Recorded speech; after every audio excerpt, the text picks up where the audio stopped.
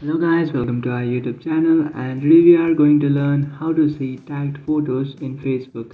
So let's get started. So if you are searching for all the tagged photos to your Facebook account, and to find them what you have to do is just simply open up your Facebook application, and after opening up your Facebook application make sure that you are logged into your account. After doing that, just tap on the three bar icon which is on the top right.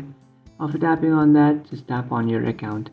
After tapping on your account, just simply scroll down and you should find this option which is photos. So simply tap on photos, and after tapping on photos, now by scrolling down you should find the option which is tagged photos. Just simply tap on tagged photos, and here are all the tagged photos to your account.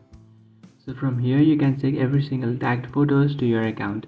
So that's it guys, this is how to see tagged photos in Facebook. If you find this video helpful, don't forget to like and subscribe to our channel. If you have any doubts, feel free to comment below. Thanks for watching.